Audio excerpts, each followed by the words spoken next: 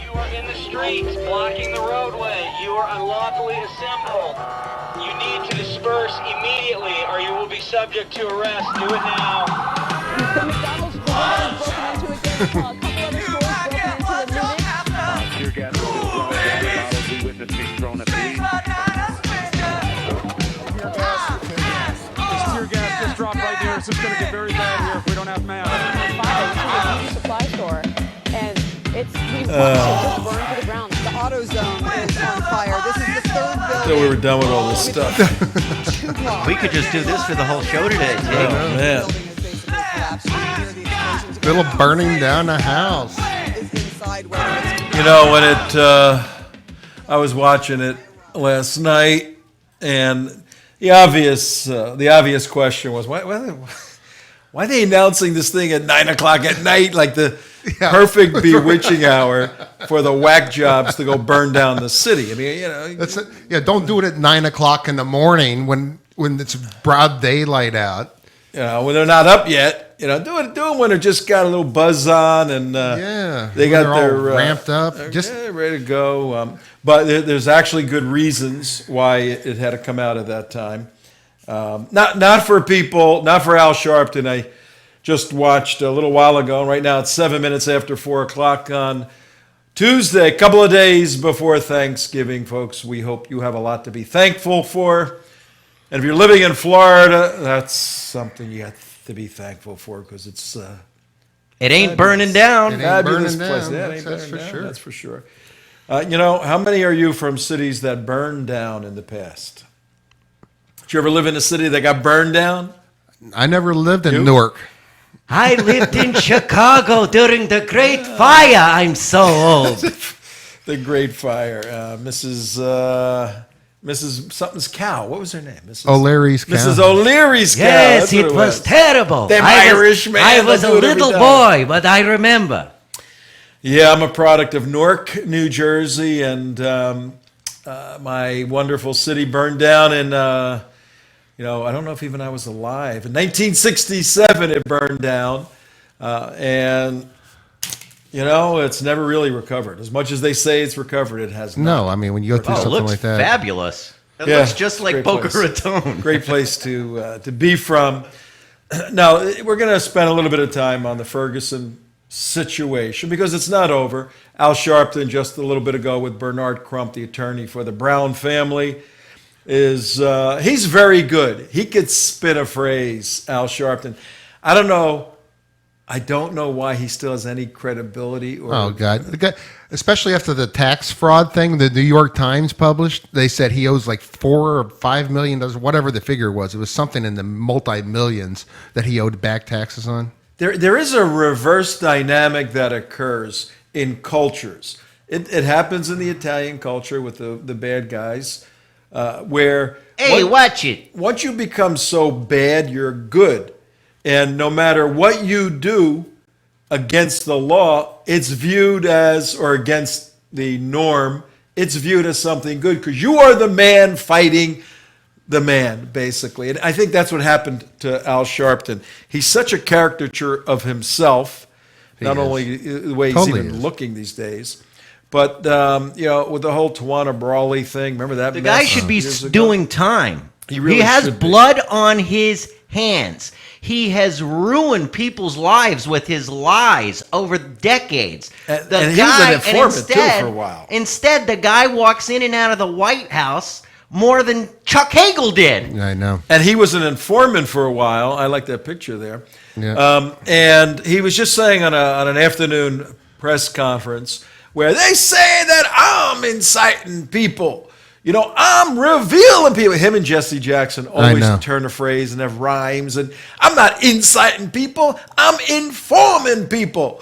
Right. And they all the just suck people around there, it. They go, oh yeah. They're all screaming and yelling and Low information Come voters. on, it's. I think there's several things we want to do on the show today. Tom Trento here, your host. 10 minutes after 4 o'clock in the afternoon, 2 days before Thanksgiving. 25 right now.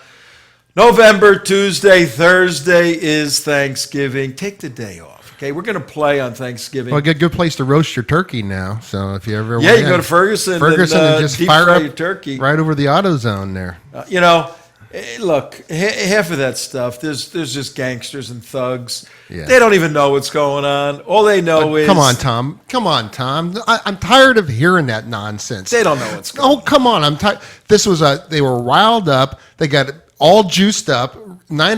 Started drinking or whatever, and then decided to go torch buildings. No excuses. No criminal excuses. Nothing like that. Zero excuses. Oh, you were racist.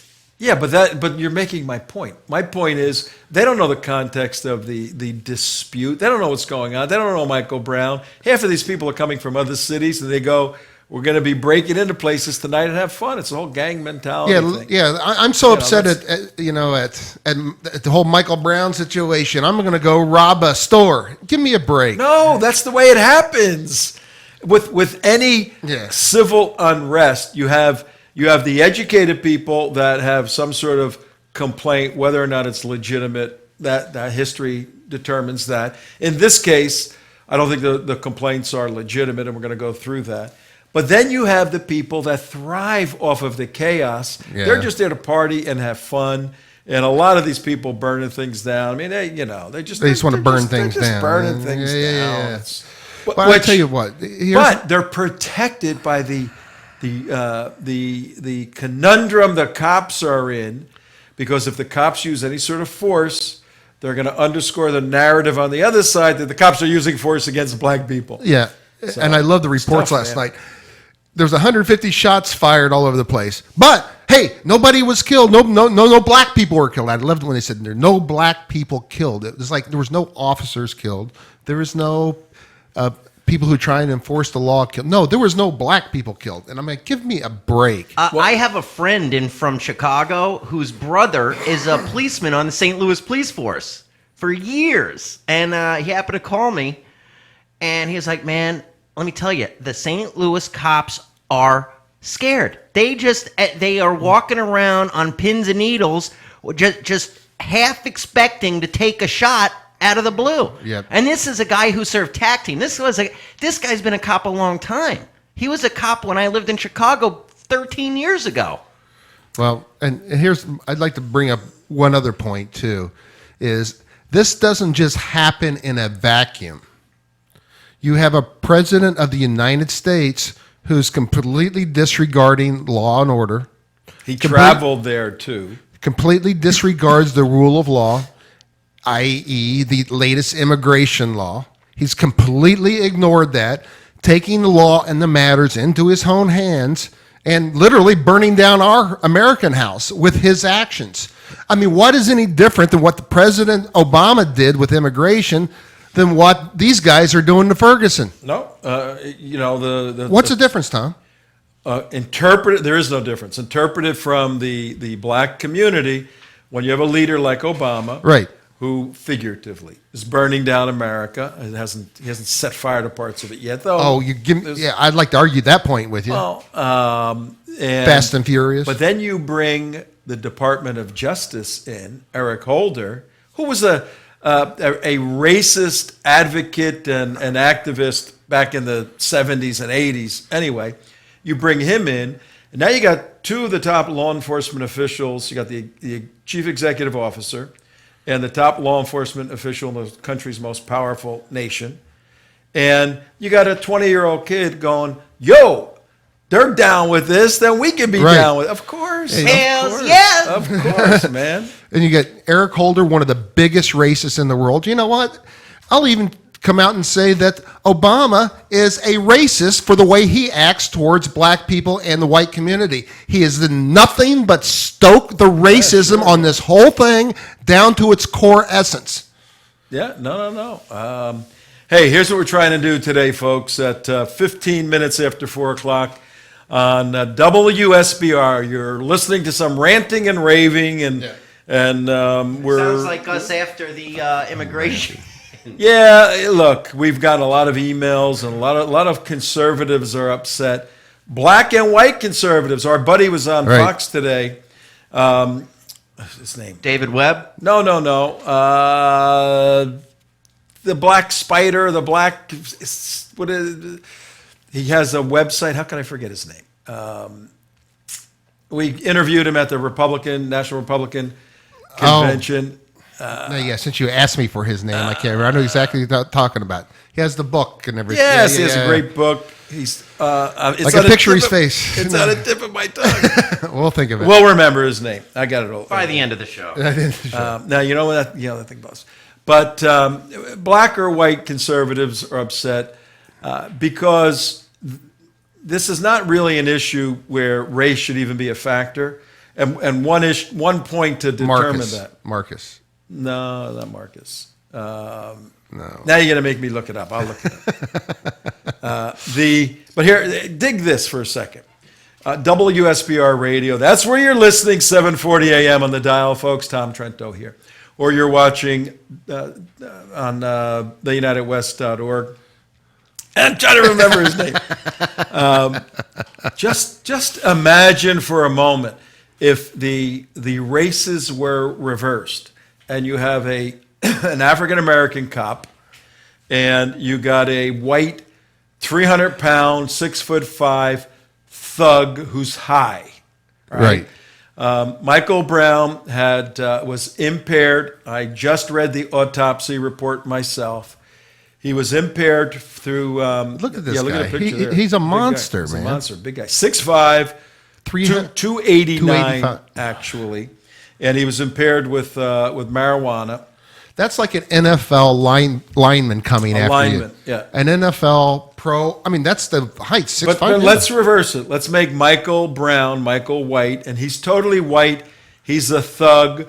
White guy goes into a store with a foreign proprietor in the store, steals some stuff, petty stuff, cigarettes, cigars, whatever. Cigarellos. Yeah, we're going to get into why he stole those. Pushes the store owner out of the way when the store owner says you have to pay for that. Swats him like a fly. White guy, 300 pounds, 6'5" white guy, smacks an Indian guy, knocks him down. Indian guy calls the cop. Black cop gets the call, responds, spots the white thug walking down the street with the stolen goods, matching the description. Tells the thug, stop. Thug comes over to the car, punches the black cop in the face. In the car. Why he's in the car, struggling, possibly going for the gun while he's struggling. Black cop shoots twice. The white kid wounds him. White kid backs off, and the cop gets out of the car to arrest him. The black cop, we're reversing it. And the white kid starts coming toward him. What's the black cop going to do? Black cop's charging 5'8", 175 pounds. What's the black cop supposed to do? Shoot him. You know? I mean, the white thug is coming after him. And what do you do? What do you do at that moment? Tom, what happened? What do you expect if you get pulled over driving home today and you assault the police officer that pulls you over? What do you expect to happen to you? Right. Do you not expect that to be your last day on God's earth? And then I punch him a couple of times, and then he struggles to get out of his car, tells me I'm walking away. And he shoots you. Tells me to stop. Instead of stopping, I turn around and charge him. Charge was one of the witnesses' exact terms that Michael Brown charged Darren Wilson, charges him. I charge the cop in our scenario today. What is he supposed to do? I know. Shoot Run him. away like the British police do when the Muslims come after him? Run away, run away. What's the point of being a law Wound officer? him? No police. So I trained in this stuff. I heard on MSNBC last night, I swear to God, one of the contributors said that's what he should have done. I'm not Shoot to joking. wound They him? said that when the cops saw that Michael Brown was so kooky out of his mind, that the cop should have left the scene. Oh, I should have left the Should scene. have left the scene. Oh. The cop, after noticing that Michael Brown is in an agitated mode, should have left the scene. So why have any laws at all in the country then? Why have a single law? Well, that's the whole point coming back from Obama on down. I mean, it's complete lawlessness. That's where we're heading. That's really where it's heading. And part of what we want to bring out today, and look, everybody's qualifying the situation with parents lost their child. And yes, on a blank sheet of paper, a mother and father lost their child, and a stepfather. The mother remarried. The guy you see all the time with the beard, that's the real father of Michael Brown. Yeah, the biological father. But the mother has blown that guy off and remarried another guy who is the stepfather who yesterday, this was pretty good, Al Sharpton earlier today, and Bernard Crump. The stepfather's name is, if we can find his name, the stepfather came out yesterday after the information was handed down that the grand jury returned a no prosecution decision. Indictment. No what? No indictment. No indictment. Well, that's not the technical term. There There's is a technical term for it. No cause or something. Or something. Yeah, we'll check that out. The stepfather comes out last night in the midst of all the hoopla and says, "Burn this bitch down." Yep. Talking about Ferguson. So Lewis Head. And there's some good pictures of him. And Al Sharpton today, the head of National Action Network, whatever, and Bernard Crump, the attorney for the Brown family. He's a pretty decent guy, Bernard Crump. Trying to do the right thing. Crappy lawyer. Yeah, he's caught up in all this stuff. When you're black, you tend to interpret the world through your blackness, too much so in many, many respects. And I understand all the problems, but sometimes you just got to say, hey, you got to be colorblind and interpret reality, interpret facts.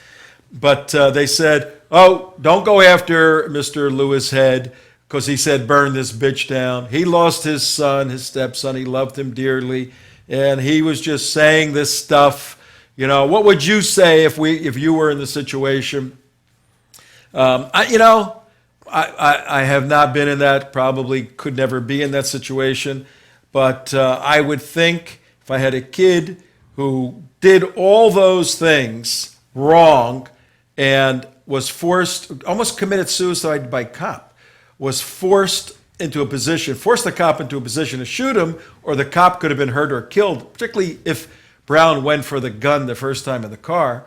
Can you imagine being charged? He's going to take the gun and shoot you. Yeah. I wouldn't be burning a town down. I'd be saying, well, my kid went and wrong the argument, somewhere. and this is what the argument is from the extreme left and from the other extremists, I'll just call them, is the Islamic extremists? No, I'm just talking about the radical left extremists. I'm just talking about the people who are the race baiters and everything else. I consider Al Sharpton and all these guys completely, extremist, provoking domestic terrorism, which is what you see in Ferguson, Missouri, happening right now. It's domestic terrorism. What else do you want to call it? I mean, you incite a crowd to go burn. It is domestic terror. I mean, if Al Qaeda were doing this, right, we would say this is friggin' Islamic terrorism. Yeah, if this is a whole group of Muslims doing this out there, yep, which it partially is. Half of them. Well, we got CARE involved. Masri. All this happening. This is domestic terrorism, and Al Sharpton. And along with the Department of Justice is encouraging them. Everybody is encouraging this behavior.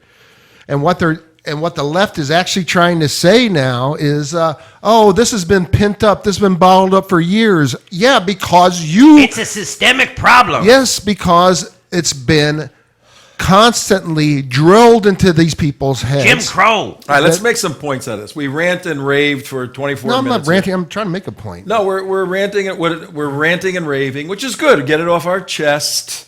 You got therapy. Here's we your didn't burn picture of anything Lewis down. Head right here. We didn't burn Lewis anything Head. down. That's him. Yeah. We didn't burn anything down yet. It's interesting. I happen to know how much you guys get paid. That's good. Where's my candy bar at? And if Speaking of payment. if tomorrow somebody told Al Sharpton, hey, Al, man, we know you're down for the cause. We know you're in this and all that. We can't pay you anymore. You got to do this just because you know it's the right thing to do. Yeah. How long do you think he'd be? Oh, he'd be out of there in a heartbeat. Yeah. This is a cottage industry for him. He makes a lot of money. He creates a better crisis. He raises, who the heck is That's that? Al Sharpton Actually, back in the day. That's back in the Tawana Brawley days. I tell you what, fat Al Sharpton looks a lot better than He He does. looks like man. he ate skinny That's Al a guy- Sharpton. Go back to skinny Al Sharpton. That's a guy you want to have a beer with. The I know, other guy. man. that guy's scary. Fat Yeah, Al look at him. Sharpton. I kind of like him. Yeah. Hey. The skinny Al Sharpton said that he had some health issues and he basically became a vegetarian. And there's nothing wrong with him now. He's doing And about great. 5 pounds of blow up his nose. Yeah, and helps him well, lose 100 pounds. Well, he runs around with all them young women. He needs a little stimulant. Yeah, I don't think he would do the work he's doing for no money. So, he makes money, creates a crisis, sends out his newsletters and his thugs to raise money to solve the crisis, then creates another crisis. Are we talking about these guys here? And it's the same sort of nonsense. And look, if there's systemic problems, what does that mean? There's a systemic problem. Yeah, it's a systemic problem with the Democrat Party who tells them that they are victims all the time, that you have no other outlet but to depend upon us and to get handouts and turn our city into Detroit.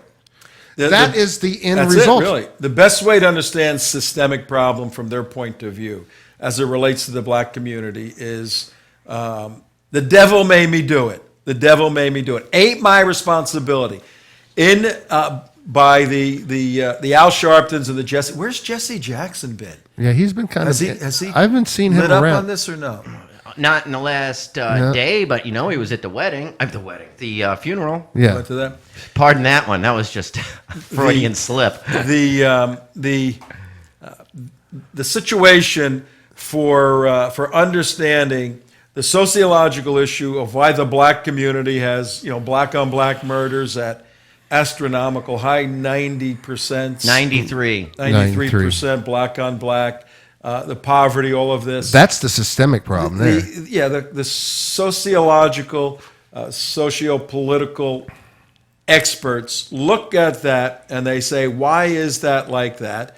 And all the people on the left say, oh, it's because somebody did something to them. They are the victims. Yeah. Whether they didn't have enough money, they didn't have proper education, they didn't have running water, whatever the situation is. Sounds like another group of people we focus on. I know. Yeah, exactly. And usually the conservative response is, there might be some cultural or environmental issues, but the primary issue is personal responsibility. Right. These individuals young black kids don't have fathers, half of them, or they got 5 Yeah, look daddies at or the- whatever. All raised by single mothers. And who are thugs, many of them, in the inner cities. You talk about not the women, but the men, right? No, the women. The women. women become thugs. Okay. And now we're by definition, we're not talking about those in the black community that aren't part of the systemic problem that have risen above that.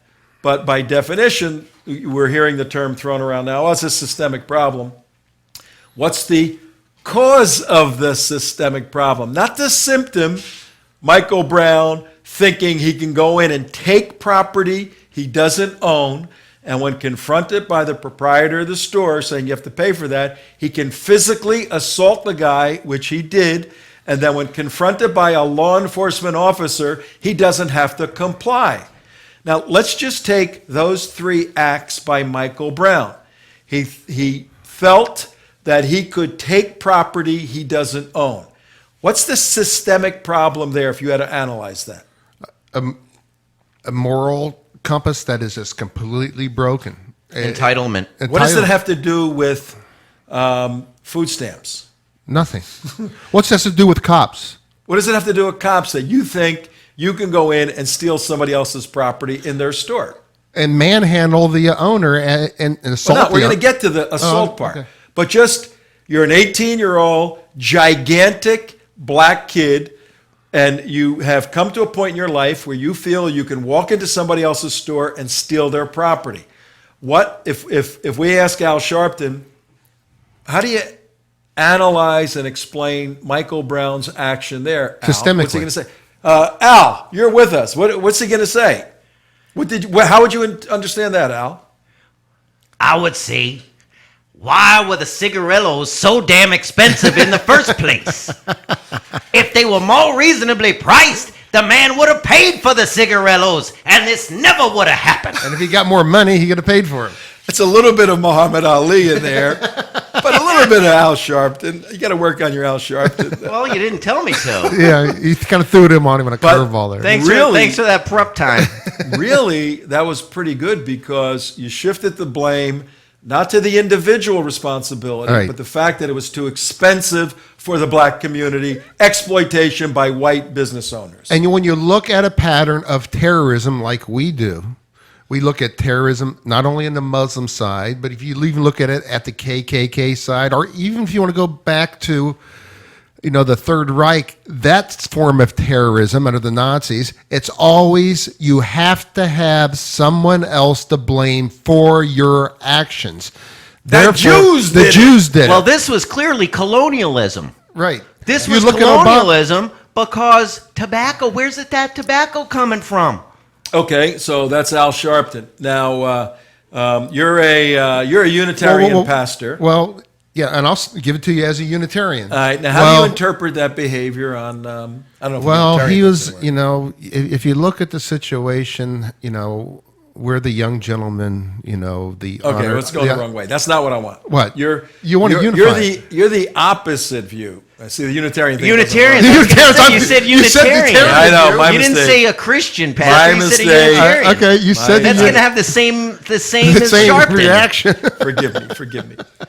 You're coming from a theological You're Christian. a Tea Party guy, and I ask you the same question. Yeah. How do you analyze Michael Brown stealing property from a store owner and doing it with impunity? Like he can do that. How do you interpret that? You remember the series Andy Griffith? Yes. The Andy Griffith series where they had Opie going through all these different scenarios. And a similar situation happened with him. He accidentally stole something. And the whole moral part of the story, the whole just was his guilt and his and he having to return it and how. And I can remember when my father did this, where I lifted a candy. He made me go to the store owner and give it back, and then apologize profusely, and then I got punished at home for it. Where would any of that ever happen in this child's home? Where do you have that fabulous little thing I brought back from Israel for you, close by? Close by The Ten Commandments. Oh, that thing. That's silly thing. Yeah. No, can I give a quick answer? Wait a minute. Do you have that close by?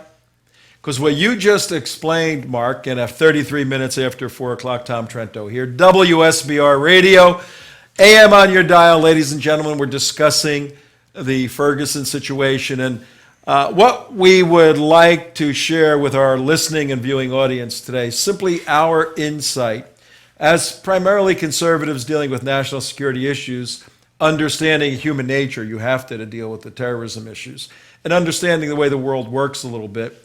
We're giving our spin, our interpretation, our analysis so that everyone can be a little educated, a little entertained a little bit, and educated. Did you find the Ten Commandments? Yeah, I did. Which number is it that you just articulated your father said you should never do? That was number 8, wasn't it? Look on the thing. Thou shalt not. Oh, now thou shalt not steal. What number? Number 8. Okay. I was That's right. not the one I brought you on the screen. You lost it already. $25 out the window. There's nothing on there Unbelievable. that says thou shalt not lie. All right, but watch what just happened. Al Sharpton and Tea Party Mark. Sharpton just said white colonialism increased the cost too much. Therefore, there was some justification for Michael Brown to take someone else's property.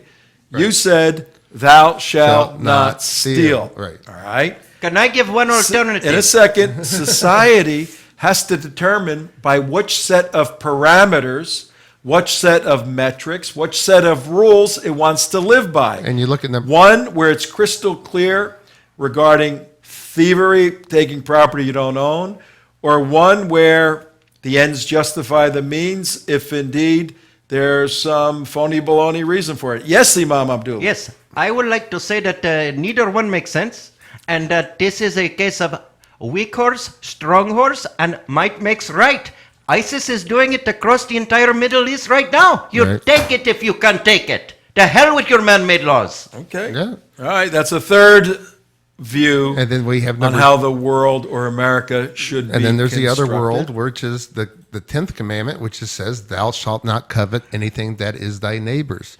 What is the whole point of the black community's unrest, the Ferguson community, not just the black community, I'd say the Ferguson community, all in that's being riled up by the Sharptons and everything? What is it? They covet what they don't have to get, that they're being denied because of the oppressor, the man, if you will. And what's the other irony about this whole thing? They are, when they go and burn down the town, they're rebelling against, government control and police activity and authoritative state and brutality by the state. Yet they turn to the Democratic Party to get more stuff from the state. Yeah, there'll be federal funds rebuilding that city. How insane is that there's logic? no thinking that goes into See, this stuff. I did not realize that Darren Wilson owned so much property in Ferguson. Yeah, I know. I mean, by the way, he's 28. why be a cop if you own so much real estate? Yeah. 28 years old. You could be his father. Yeah. You That's know that? crazy talk. You know that? You Lucy, could do be you hear his that? father. Yeah, I know. All right, so what we've done at 37 minutes after 4 o'clock on the 25th of November, 2014, a couple of days before Thanksgiving, we're going to show Right. the Israel Security Summit on Thursday, part 1 and part 2. You got to watch that. And we want you to go to our website, theunitedwest.org, or send me, Tom Trento, tom@theunitedwest.org, a note Or a check. for information Our about our trip to Israel 2015. We're leaving on March 21st. We're going to go study the hot spots, the war zones in Israel. Highly safe, highly protected, not a threat, not a problem. Safer than Ferguson. Yeah. Much safer than Ferguson, Missouri. And we're going to come back and we're going to be better equipped to stand with Israel and the national security of the United States of America. But what we're doing today, folks, we're sharing some insight into the destabilization of the United States of America through the propagators of race antagonism. Let's grant for a moment, and I'm honestly not that familiar with the racism problems in Ferguson, Missouri, starting before August 9th, 2014, when Michael Brown was shot. I don't know how bad it was, if they're hanging black people in the middle of the street or whipping them down the street. I don't or think dragging No, they them were, by Tom. I'm they'll- pretty sure they were not. No, Tom, what you're describing is a Democratic Party back in the 1960s down in Alabama. that's true. The Democrat Party that was doing all that stuff down there. Well, let's grant, for the sake of the discussion, that Ferguson is like the 1960s Mississippi as it relates to blacks. Just Run- absolutely horrendous and horrible. Run by Democrats, ironically. Democrat governor, and Right. and that's the situation. Well, rationality, integrity, rule of law, and stabilization of cultures requires that you interpret incidents independently of anything else, particularly in the area of law. Right. And then by application, you can involve them in something else. This Michael Brown situation ought to have nothing to do with any of that until proven that it does. And immediately, the propensity and the preponderance of fault lied with the shooter, not the black kid. And people should have said at that point, let's get all the facts out. If the guy was wrong, this system will work. Well, it can't work here in Ferguson. Well, you have the whole world looking. So it was going to be some sort of open, transparent, fair procedure. Right. That was the result of a grand jury last night. That's still not good enough. A unanimous grand jury. Oh, I didn't know. By the way, Was it unanimous? That was leaked out. Unanimous. They don't have to be the grand juries, but this was, and there were 3 black people on it, 9 white people. Demographically covered all the people in. Oh, that's still racist. Well, now what do you do? What do you say if you're Al Sharpton? You have to attack the process. You have to say that process wasn't fair. But the prosecutor, the you have to prosecutor check it, yeah. dumped all the information out and said, "You take a look tell at me. this." You know, What would you do? now let's go back to our scenario.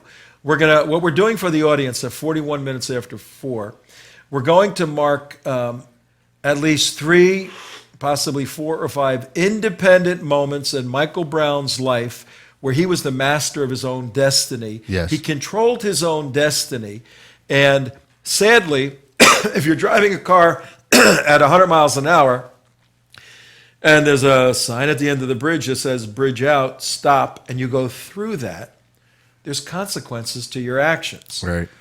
We're making a point that on a blank canvas, take all the emotionalism, the fire and the storms and all this out of there. We're going to look at the personal responsibility of an individual. Nobody said he was incompetent mentally, anything like that. And we're going to say, could the world have been different if he would have had something ingrained in his behavior, a belief in the 10 Commandments, or personal responsibility? And I wonder where his parents are religiously. Have they ingrained in him the responsibility and the understanding of the 10 Commandments? Just morally. don't do these, Where are they moral morally? base. You don't steal things, Michael. Have they done that? Well, at one point, we've just established he should not have stolen the items, the cigarillos. Now, what was that all about? Anybody know what that means when you steal cigarillos from a Yes. grocery store? Yes, we That do. means you're going to be cutting open the cigarillos, taking out the tobacco. What is a cigarillo? Can we show the audience a cigarillo? We have one in just a second. But We got one right down here. Let me get my cigarillo Basically, and my lighter. they are used. they're like to, a Swisher Sweet type of thing. But we have some very innocent eyes and ears on our show, and they don't know these things in the real world as cigarillos. Like there's going with a cigar compared to a cigarillo compared to everything on the So screen. it's a kind of a skinny cigar. He's in his fingers right there. I don't see anything. Well, because I'm looking at the screen over here. That's the reason you're not seeing anything, Tom. Okay. Maybe we want the people who are watching this show to see it. Yeah. Through the magic of television, just could we make it actually bigger, show Dan? them? All right, well, I'll explain it. A cigarillo, but this is important. This goes to motivation and goes to impairment.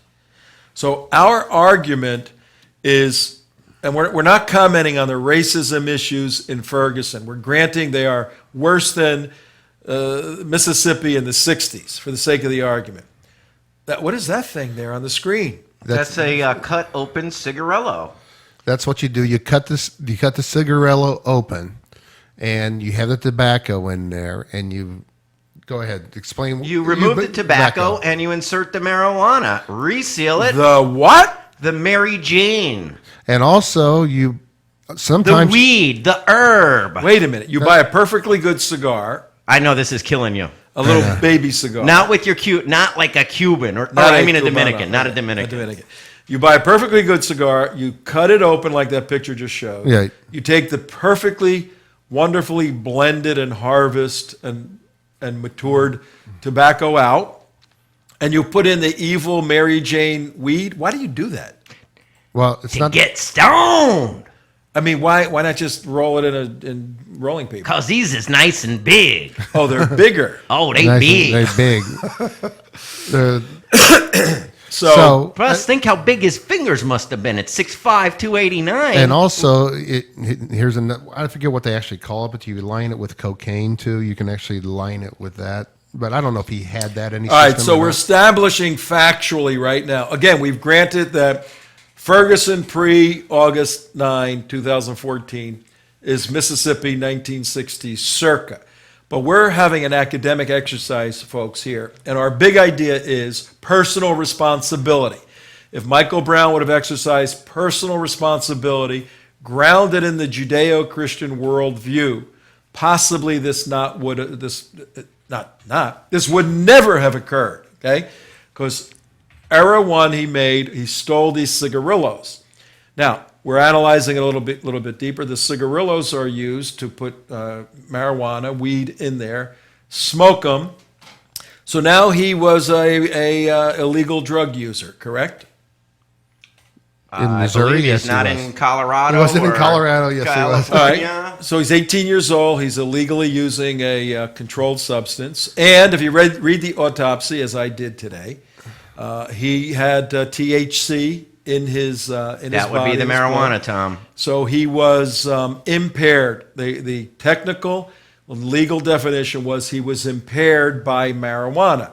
So now we have a guy who stole it to get high, was impaired, and Al, what do you have to say about an 18-year-old who's stoned and about to walk out of the store? I would say that marijuana is not going to make a man violent. He should have been eating Doritos. There's no studies have shown that a man high on the Mary Jane will get aggressive towards law enforcement. Okay, now it's very important, folks, that you see exactly what just took place. A very direct question was asked of the caricature of Al Sharpton, and that's exactly what he does. He diffuses, he obfuscates, he sends you off in a different direction. Sends you down, start talking about marijuana. That wasn't the question. Exactly. But he says it with such clarity and conviction, and he brings his finger up, and everybody goes, yeah. But no intellectual analysis. Now, how would you, Tea Party Mark, analyze Michael Brown now, high, about to walk out the store? He hasn't confronted the guy yet, but just this use of drugs. Well, he's obviously already violent before he actually even took the drugs. The drugs didn't help the matters, obviously. They obviously amplified his behavior to the point of violence. And therefore, So he's probably stoned going into there. Maybe stoned, but obviously after he stole the cigarillos, he used the cigarillos for his pot smoking. I don't think No, he so. didn't I have don't time. think- no, they Didn't were- have time to? No, he was stoned before. He went in there high. Yeah, he didn't have time because Well, who knows about it was time? only a couple of minutes. No, they did not have time to use those particular No, cigarillos. that he had him in just his stole. hand. Well- So if your point, Al Sharpton, is true that it calms you down, imagine where this guy would have been, Hey, it could have had PCP in it, but the PCP didn't show up in the That didn't show up. toxicology. No, the only thing that showed if you're up was smoking grass. angel dust PCP, there's Yeah, no telling. that's You a could probably different eat a story. cop car at that point. The autopsy But- does not show. and here's the other thing Al Sharpton, would say. He would blame it on the drug. Well, that's because we have such a high drug community, and the cops. Well, you're have not Al Sharpton. You're, Well, you're well, where I'm you want to making- play The that part, I guess. DEA floods the cities. No. Floods the cities with illicit drugs. Well, and one other quick point I want to make on this: you're going to see in the near future, which I don't know if they've already done this. They probably will. Is they're going to start blaming the cops and the fire department and the National Guard for not responding and not keeping the looters and the people down. So because if they would have just been there to secure the town, they should have put a cop at every building. Or It they would have should been put, excessive force at that point. But that's where the blame game goes afterwards, because this culture can never take responsibility for its actions. And that's the thrust- That's my Tea Party answer, too. That's the thrust of our show. Personal responsibility would have kept Michael Brown from getting shot at basically on his own accord. But let's carry this through. We've identified that he ought not have stolen the cigarillos. We've identified that he stole a particular brand of a unique cigar to continue using illegal drugs, marijuana. The autopsy has confirmed that he was impaired by marijuana during this time. Now he gets confronted by the proprietor of the store. How much are we talking about? I don't know how much. It's like $50 or $60 for the box. Oh, so this whole thing is $50. Okay, that we're talking about. Could have been Now, $60. $60. So for an 18-year-old kid, that's quite a bit of money. I mean, it's a lot of money for us in here, $50. Right. So now he is walking out of the store, And we all saw that video with a little, I think he's an Indian, I believe. Goes up to him, and Michael Brown swats him away like a fly. No, he really does. I mean, the guy's a NFL lineman size. I mean, he really is. I'm not making that up. Away. No, 6'5", 280 pounds. That's the Miami Dolphins offensive lineman. And we know how the world works, that when you're a kid like that growing up, you get teased and you learn to fight and you use your brute strength to control the situation. So he's used to pushing people aside that way. You got the video? Reverend Al. He's a reverend Yes. of what? What is he a reverend? What are you a reverend of? Here's the video. I'm a reverend of race baiting, Trento. Thank you for asking. Let's go. Let's watch. Here's Michael Brown coming in. Boy, he's a big kid. He's a huge kid. I understand that kid next to him is not a small guy. Here he's him stealing the cigarillos out of the... This brings you up to your point where you're talking about. He comes up to the counter to pay for it, and he actually goes back again. I didn't know he returned twice. Oh, because the one guy's having cover. And that's another thing about his accomplice, who is Dorian. completely innocent. That guy should be up on charges for the lies that have helped create this But mess. right now, Michael Brown is having conversation. With the He just handed something to Dorian. that's the box. That's the box of cigarillos that he just got. Yeah, handed that wasn't right a there. big box. That was a small box. That maybe $10. No, they're like $50 There he- retail for the box. That 5 of them. And there he, There's more than 5 of oh, there them. he, He's oh, still he's still got a box there, and he's arguing with the guy right now. And Dorian just reaches his hand up for some more. right, and he grabs some stuff, and now here he comes. Where he comes to swat the guy out of the way. No, no. There, here he comes. Right here, here comes the guy. Comes to stop him, the store owner, and he just throws him out of the way. Here Here it comes is. right here. He stands in front of the, The door. door. Tries to keep him from Boom. He's only got about a. The charging. Did you see that? Yeah. Yeah, that charging that he did it That's again. exactly What he did towards did. the cop, probably. That's exactly what happened. I haven't seen that put together. We replay that. This is very the important. very to watch, last part folks. of it. Yeah. There's testimony that in the process of Darren Wilson trying to arrest Michael Brown, when he exited the car after he was attacked in the car, Michael Brown turned around and charged him. Now watch him. Watch this. Ch- He charges him again. Yeah. the he charged store owner. proprietor as a big bully, and I guarantee you he has done that 10,000 times in his life very successfully with other people. And if you read the transcript, now jumping to the testimony of Darren Wilson, who testified to the grand jury, he said Michael Brown, when he reached in the car and hit him, Officer Wilson said, "I'm going to shoot." He said, "You're too much of a pussy to shoot." That's what he told him. that on TV? Yeah, well, yeah. Or radio? Well, he just did. A pussy's like a pussycat. Oh, It's too much okay. of a pussycat, too much of a pussy to shoot, is what he said, right?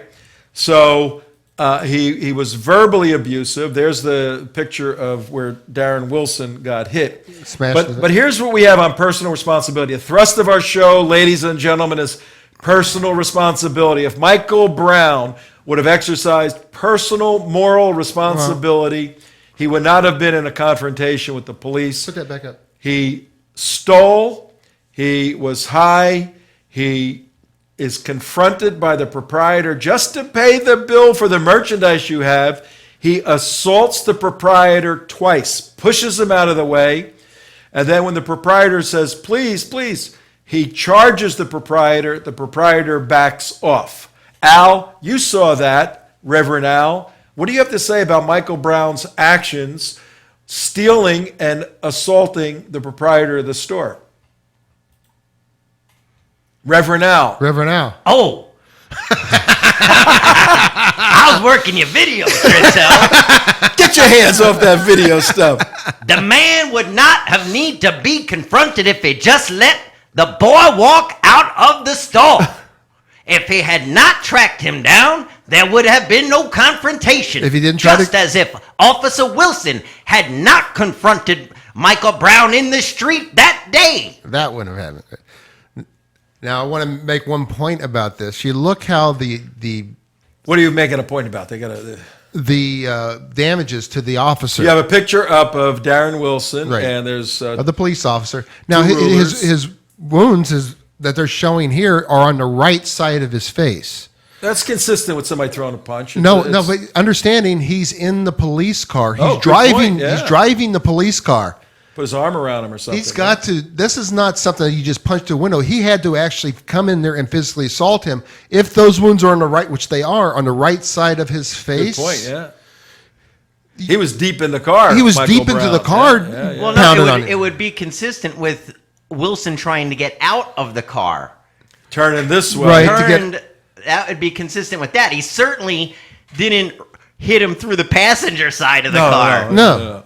He needed a long arm like But what I'm saying, Odell if you're going to Beckham. come in and, yeah, I'm just saying because therefore there had to be some type of extreme situation that happened in that car for him to get damages on the right side of his face inside the car. No, absolutely. So here's what we have. Retracing Michael Brown's decision points in his life toward the end of his life. And we're doing this so anybody listening, learn a lesson that each decision that you make compounds the difficulty and complexities in the trouble you can get into. And if you assume personal responsibility, you can make decisions that can preserve your life and a hell of a mess like this. He goes in the store, he steals property that doesn't belong to him, violates one of the commandments. He's getting high and being impaired, violating all kinds of rules. He is confronted by the proprietor, assaults the proprietor twice, steals it, and tries to hurt the guy to get out. Then as he walks away, the proprietor calls the police, gives a good description of Michael Brown. Darren Wilson, who was with at that point, he's been on the force almost 8 years, I think. At that point, he was overseeing a woman with a 2-year-old choking baby. He was helping save the baby. So he gets the call, makes sure he stays with the 2-year-old baby till EMT comes. Then he releases, and he happens to drive right up on the suspect, the bulletin that went out of the description, confronts him and says, "Hey, stop."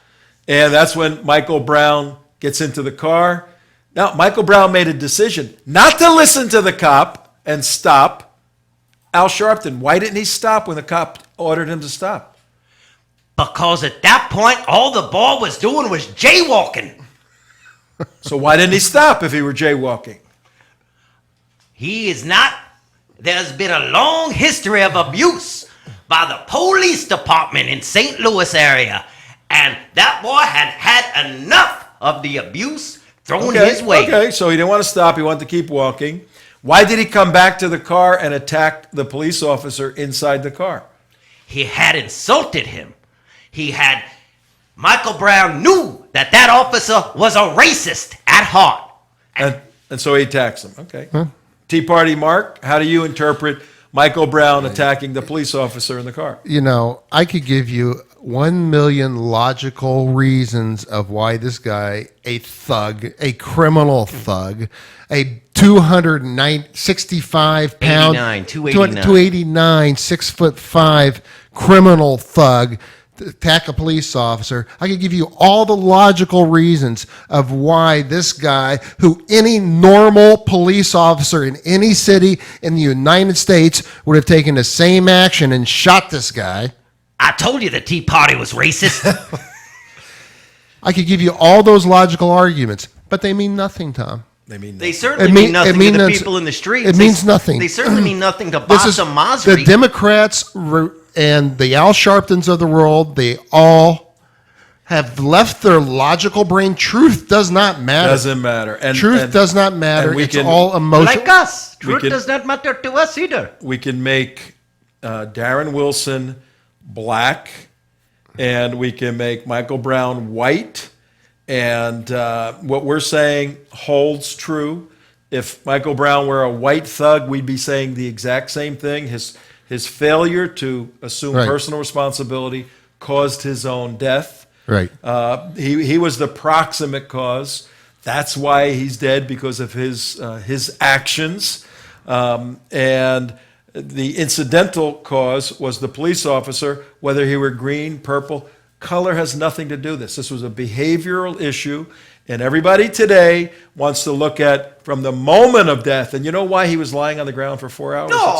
It's Missouri. They have to do and if they would have cleaned him up quicker, they would have said, "Why'd you get him out of the road so soon? Yeah. How can you do a proper investigation?" They couldn't touch him. So, in any event, folks, the big idea for today, personal responsibility, ladies and gentlemen, children of all ages, follow the 10 Commandments, be personally responsible for your actions, and I guarantee you, no cop will ever shoot you. Have a good day. See ya.